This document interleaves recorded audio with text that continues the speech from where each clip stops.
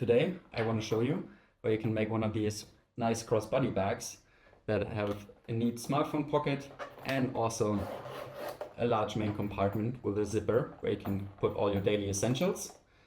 And in addition, there's also the separate leg bag version, but you get both of them in the same pattern. And I also want to show something extra every tutorial that I make so that I can also teach a few things. And today I want to show you how you can make sure that when you have these very long seams that go all around the bag, that you can really make sure that everything lines up perfectly every time so that you don't have any stitching holes left over, or maybe sometimes you might be a little bit short. So stay tuned for that. Let's head over to the workshop and let's make this. Then to get started, we want to start with the front pocket. And for that, I will start with the flap. And there, first of all, we will need to attach our magnetic button. And I have these normal 18mm magnetic buttons. And the closure consists of two pieces, where the part with the button will be glued to the back side of the flap, so we will not have any of the metal sticking out of the other side. So first I'll just fold this in half and then position a magnetic button just in the middle, make some marks, and then just cut through it with my knife.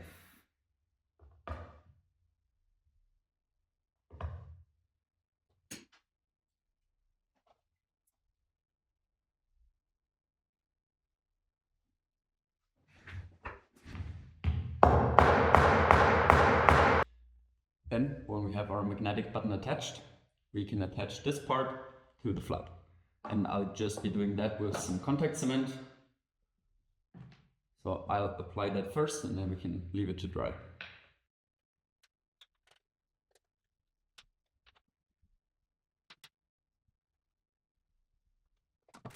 And we can also already do the other side of the magnetic buttons, which will just be the small round piece.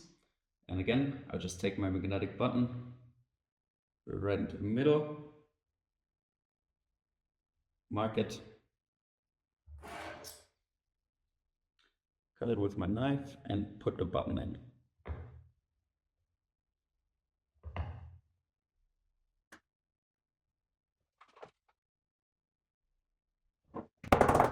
Then for this piece, we can also already start beveling and burnishing it. And for this build, I will also be using some black edge dye on these edges. So for me, the order will always be bevel it first, put on some of the black edge dye, leave it to dry, and then go around it with some more tokonole.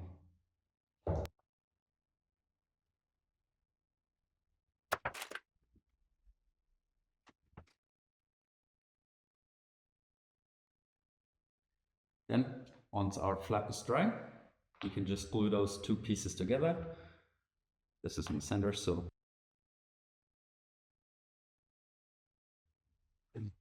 then I will just trim off the edges.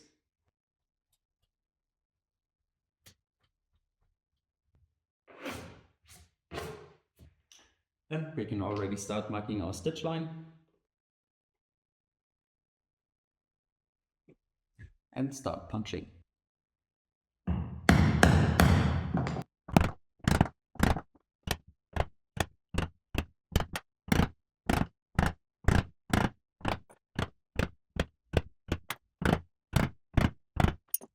Then we can also glue the other part of the magnetic button to our front pocket.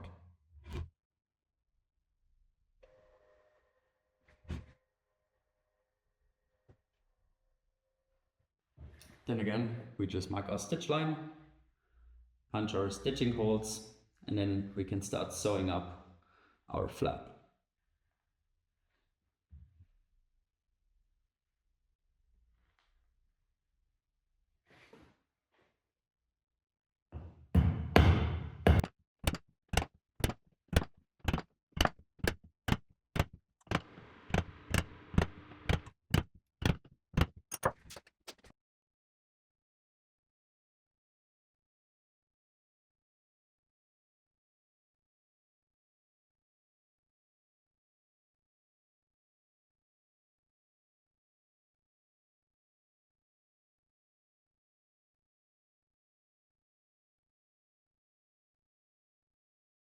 After stitching, we can just hammer down the threads once, and then also finish the rest of the front pocket. For that, we'll need the front piece and also the two sides. And now, before we get started with the assembly of the front pocket, we'll also need to bevel and burnish all necessary pieces, which would include the rest of our front flap, the top and bottom of this piece, and 3 sides of our side pieces. And we only need 3 because these 2 will be attached to these sides, so these long sides will be finished after we stitched and glued them together on the sides here. So let's do that first.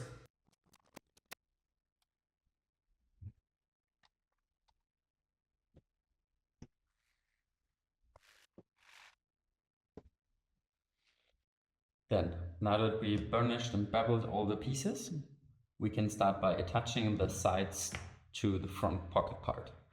And to do that, we want to glue it one on each side, and we want to align them on the top where we also have the bottom. So we can just start gluing.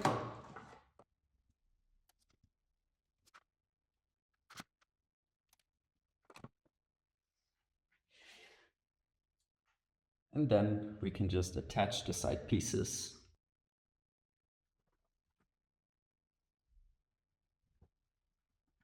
And then we can start punching our holes to attach the side pieces. And I will be doing it still on the top side because I know my stitches will look better from this side. But to know how far we actually need to punch, we can just mark our stitch line starting from the position where the side pieces end.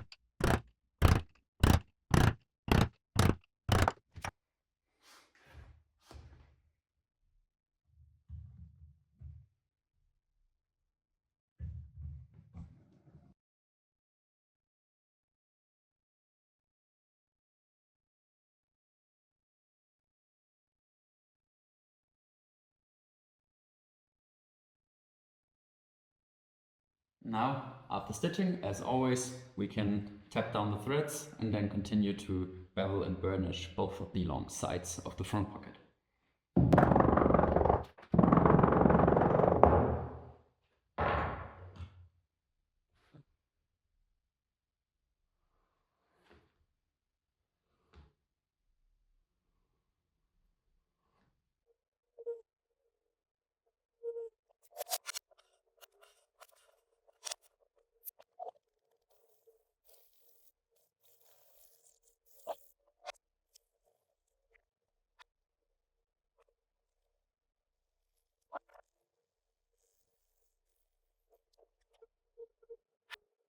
Now that the front pocket is all prepared, we can start by bending out the sides.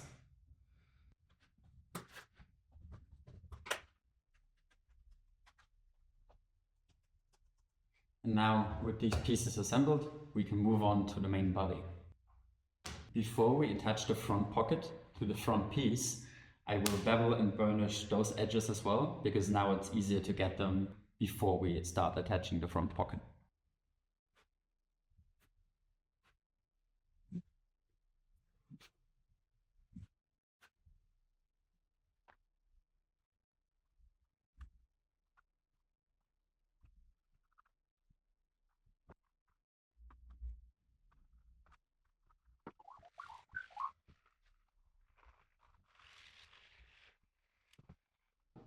Okay, now we have all the pieces prepared that we need for the front pocket. So we got a main front pocket, we've got a flap and the front piece. And now to start with the assembly, I'll be doing this with contact cement, but actually white glue works a little bit better for this one, but I'm just a bit too lazy to wait for it to dry. So I'll just be doing it with contact cement. In which case again, because this is the grain side of the leather, I will be scratching it up a little bit so that the contact cement will have better contact.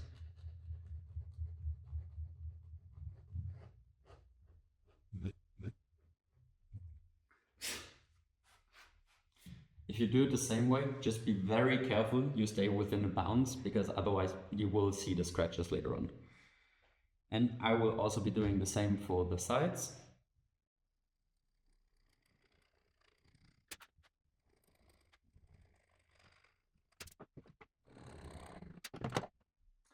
And now to assemble, I will first start with the flap. I'll just apply my glue to both sides.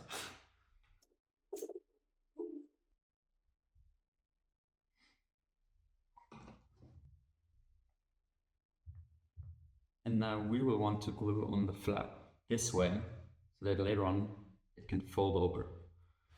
So I'll just be using the line that we indicated, which is also on the pattern, and then just glue it all along.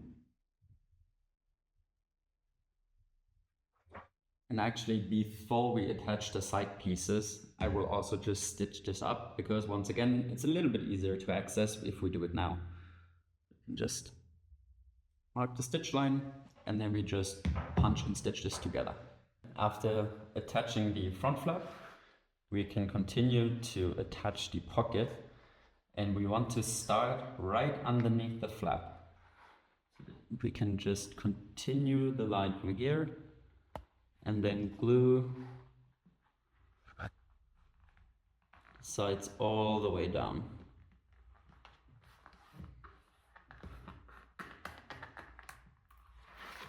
Then we just repeat the same for the other side.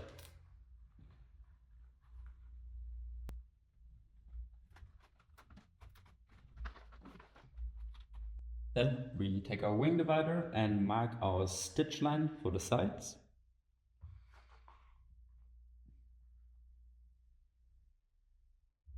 And then we punch and stitch it together. And for this seam, I like to do the first punch right between the sides and the front flap, and then just continue from there.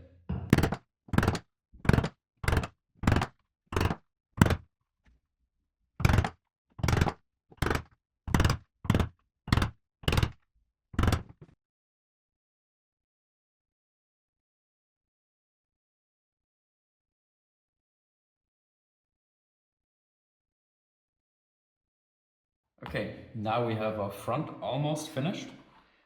We'll just tap down the threads again.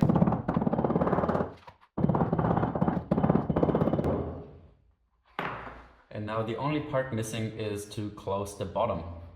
And here again, we will just glue it down on the line indicated on the pattern, punch it and stitch it, and then we can continue to degusset.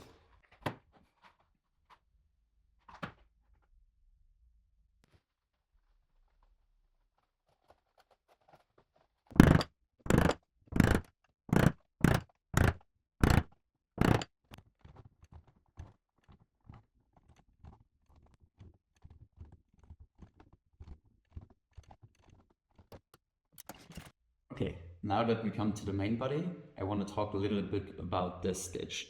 Because if you've sewed a long strip like this one, or you can also see it here on the finished bag, you've probably already had a similar experience where you punched your holes and you started stitching, everything was fine, but then as you come towards the end, you start to notice it doesn't look right, does it? And there was maybe 6 stitching holes left on the top and 8 or 10 stitching holes on the bottom. And then you're like, I don't want to do it all of it again. And I understand that. I've been there and I've been trying to avoid that. And I want to show you what I am doing with these kind of patterns that you can also do to avoid having that kind of problem, because it's very, very annoying if you only notice it towards the end. And this is also the reason why I asked you to watch the video first if you want to try this, because the first step for this is that here on this long strip that we will be sewing to the front and the back piece, I added an extra centimeter or 2 towards the end of it. so that we have a little bit of leeway. Because it's similar to the barber shop, you can always take something off, but attaching something doesn't look as well, does it? And this extra strip will be basically our insurance that we will have enough material. And I will then also show you how we can take off the rest and make sure everything is aligned neat and perfectly and look like it was always planned this way. But before we get to that, we need to start attaching our zipper first. So let's start with that.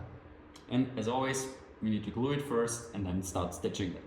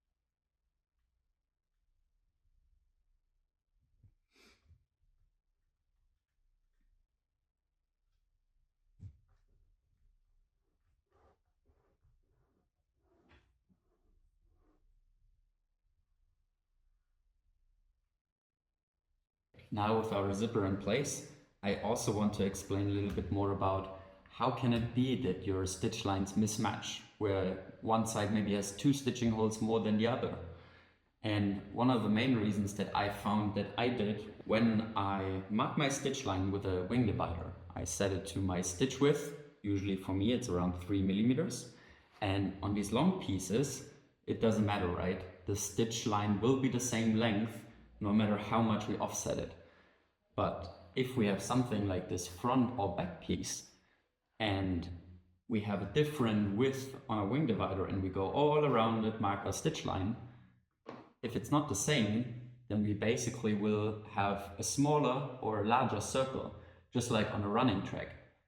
And as you know, also on the running track, the start and finish lines are not on the same position because the inner circles will be smaller. And for example, for this one, I also just checked it.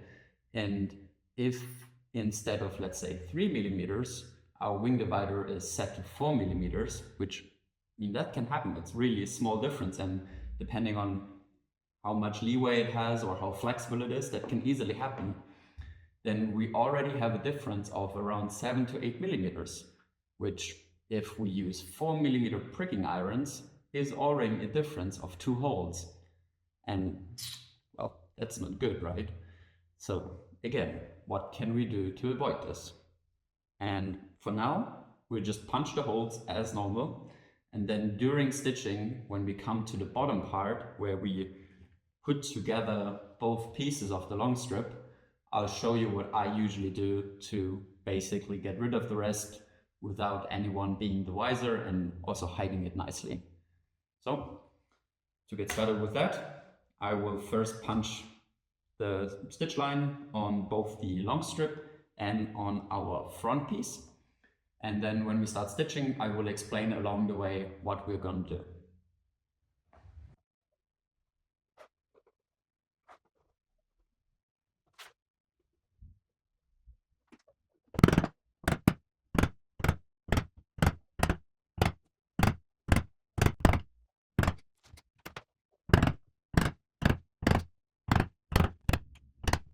Okay, now the only part missing before we start stitching.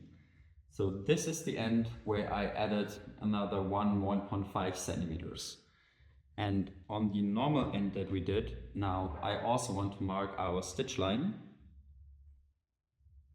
and punch those holes already, but only on this side. The one side with the excess, we can just leave it as it is for now.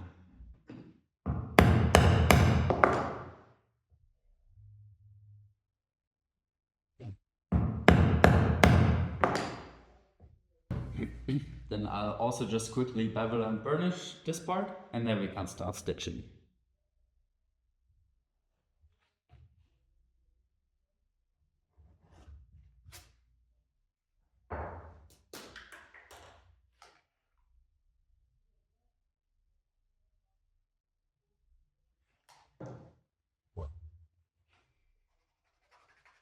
Now, when we start stitching this, I have marked myself the center punching hole, so that is right in the middle of this piece. And then here, for now, we can just start our normal stitch until we come close to the end, and then I'll continue.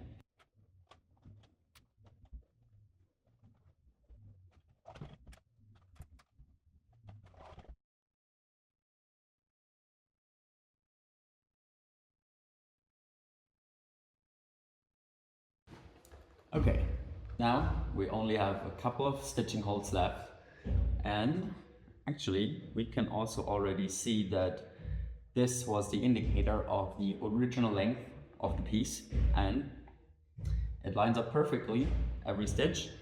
But as we said before, this isn't necessarily always the case. Maybe we might be a bit short, maybe we might be a bit long, depending on how we stitch the holes. And at least now we have a little bit of leeway in both directions. So even if we're short, we have this additional 4 stitching holes, which is around 1-2 centimeters of leeway. But as we see, okay, we did it perfectly, it matches up, all good. We can just take some scissors and then double check that we count the holes. So 2, 4, 6, 8, 9. 9, yep, indeed. And then we can just cut off the excess. Make sure that we get a nice straight line.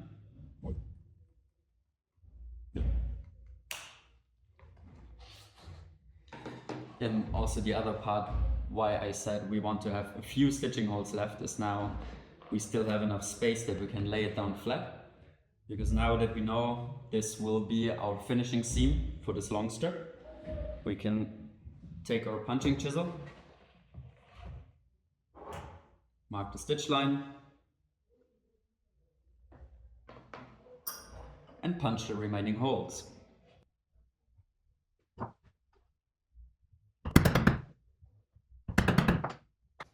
And from here, we can just continue the stitch and we can go all around until we reach the final part. And as you can see, it's really not magic. There's not much different except changing up the order of the steps that we're doing. But it really, really helps us a lot to make sure that we don't have to start our project over. So I'll just be going on and finish the seam.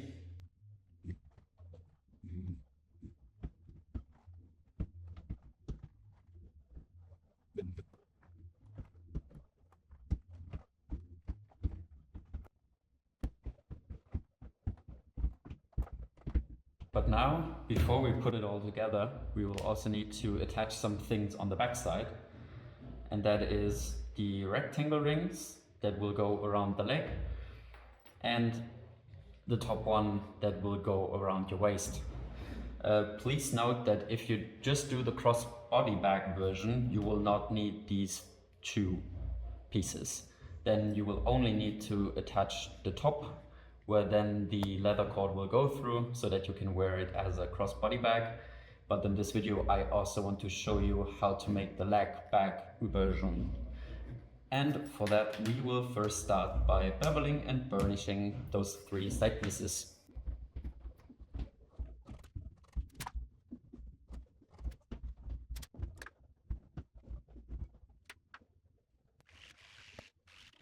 And optional, but I will also be skiving off the ends of these straps so that they will sit more flush later on when we put together the front and the back piece.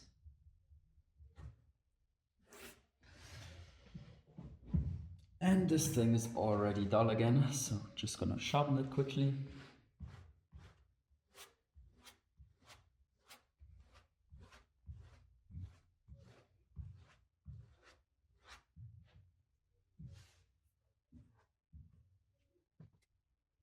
After. And I'll do the same piece.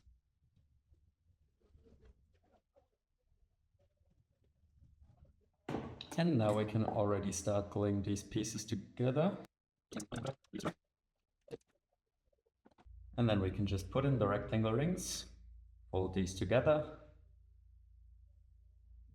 and glue shut. Repeat the same for the other one.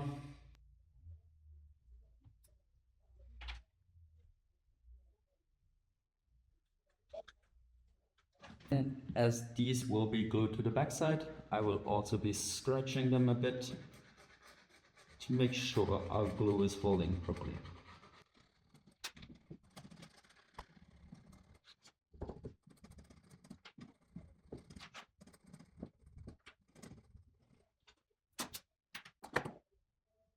Then I will already put some glue on these so they can dry. But before we glue them to the backside, I also want to already bevel and burnish the part where these will be attached, because we can do the outline on the rest later, but these parts will be very hard to reach, so it's better to do them beforehand, especially because I'm dyeing my edges and this will really stand out if they are not dyed. So for my backside, there will be the two bottom corners if you're doing the back, the leg version, and the top part. Just take my beveler, go over this side,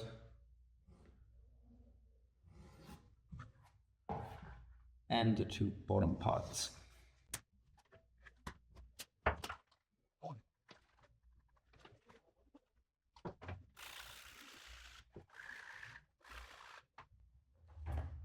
And then I will repeat the same for the front part.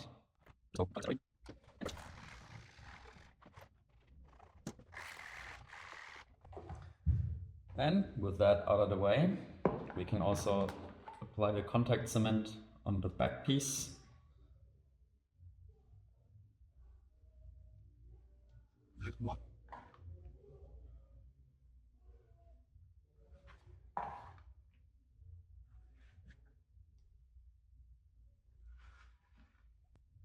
And then we can just glue on the strap attachment.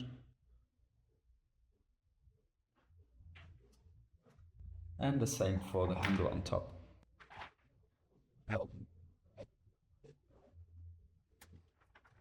And then we can basically already start gluing together the front and the back piece. Only thing that I like to do is, because these edges will have to stretch a bit, I like to pre-stretch them a little bit so that they're more into shape of where they will be later on, because this will make gluing and sewing easier. Same for the bottom. And then we can start applying the contact cement on both the front and the back pieces so we can sew everything shut.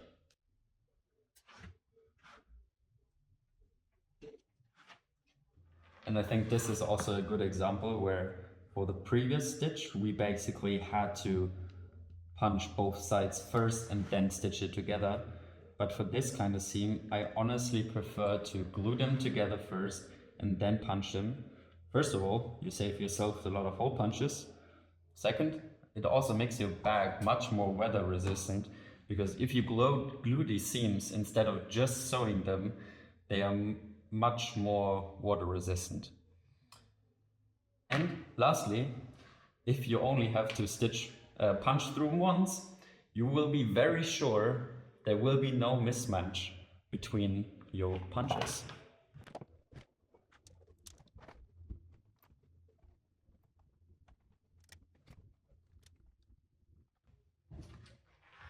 And then we can start gluing both sides together, and I marked myself the center on both pieces so that I have a good starting point.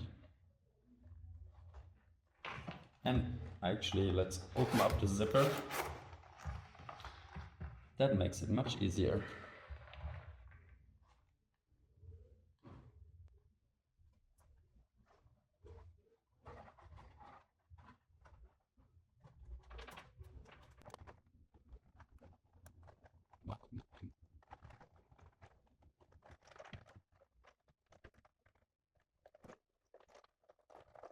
And now, with all of this together,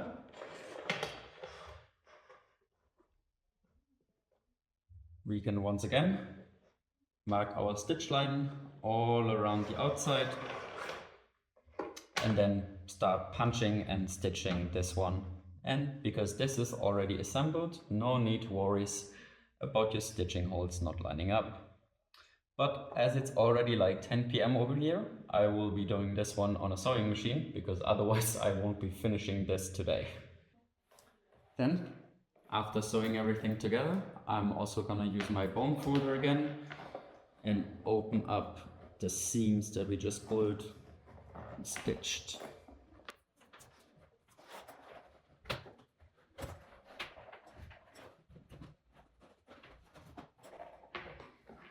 So work my way around by hand so that our zipper is in a 90-degree angle.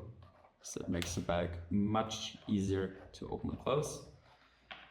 Also from the front a little bit, according to our tastes.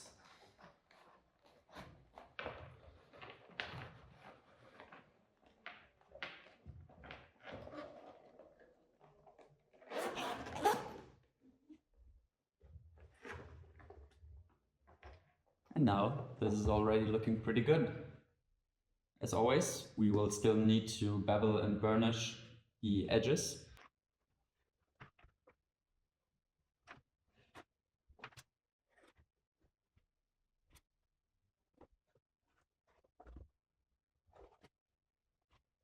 And I forgot, we'll also want to tack down the threads.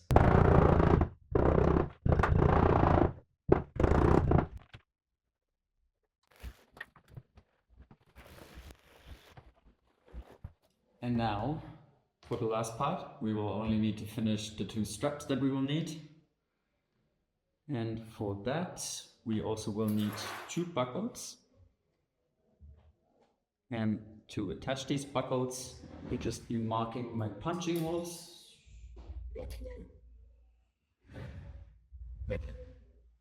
Fold these in half. And while I'm doing it this way, this is something you can definitely just take from the pattern. And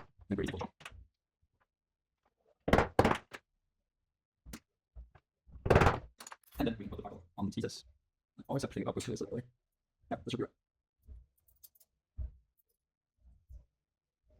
right. And then we can secure them with a rivet and repeat the same for the other one.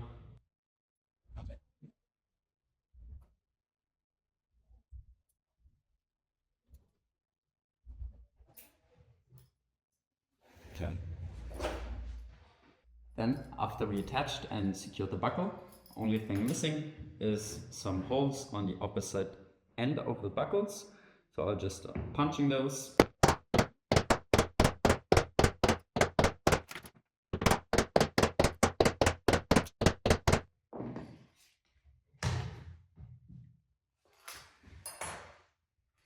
And then these straps are also done.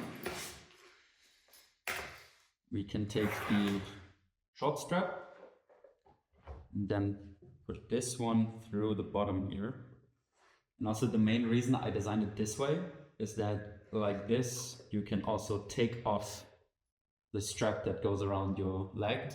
Then you can also wear it as a normal crossbody bag just by putting a normal leather cord, for example, through here. So you can also switch back and forth. It doesn't have to be only one thing. Then we repeat the same for the other one.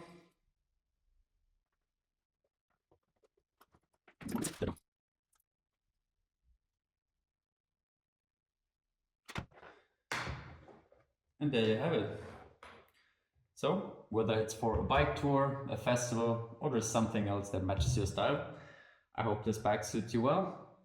And I would very much appreciate it if you could leave a like here if you like this pattern, or if you even tried it for yourself. And if you want to see more of it, also consider subscribing. Otherwise, we'll see you soon in the next one.